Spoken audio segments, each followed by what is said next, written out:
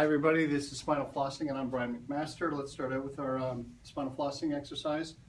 Reach up as high as you can, side bend one time either way, rotate one time either way, reach up, reach up, reach up, reach up and lean back, come forward and squat, side step to one side, foot turned in, body goes in the opposite direction, step back, foot turned out, body goes in the opposite direction, step back. Same thing with the other side, foot turned in, body goes in the opposite direction, foot turned out, body goes in the opposite direction.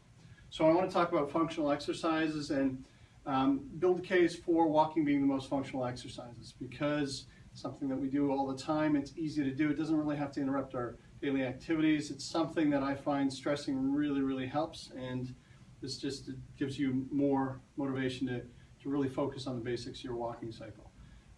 It's a tough sell, walking classes, but hugely important. So what makes something functional?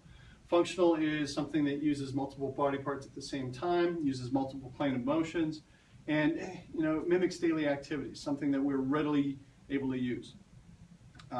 So multiple planes of activity, what does that mean? Well, typically we do things in flexion extension. Our joints are built up to really accentuate our control of flexion extension and exaggerate that motion. It gives us a lot of power, but at the same time, we're not just flexing, extending. We are getting some rotation and some side bending at the same time. Just like we start out with the overhead reach series.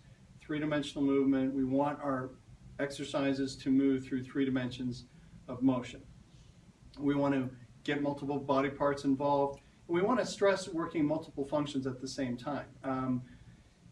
Using strength with coordination, balance, agility, endurance. We want to make it a very diversified exercise so it challenges the nervous system, and there's lots of different ways to tweak it that keeps us growing. Okay, so functional exercises, that gives us a good foundation. Now let's compare walking to several different other exercises. Jumping, we do that every once in a while, but nowhere near as often. Definitely uses multiple body parts and can use multiple planes of motion, but not as efficiently as the walking cycle. Squatting, yes, that uses the whole body and we're using multiple planes of motion. Crawling is another one. Bending, lifting, twisting, pulling, pushing, all those movements are very functional. But walking uses the whole body.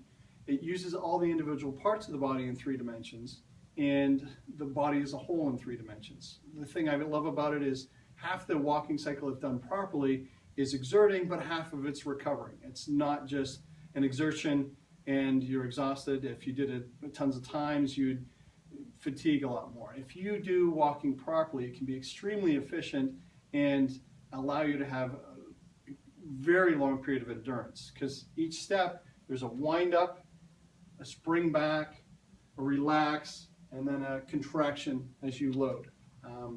So half the stride, winding up, then you relax, you swing back through, and then you contract and push off. That's just the best recipe for not exerting too much energy and recovering the body with each stride.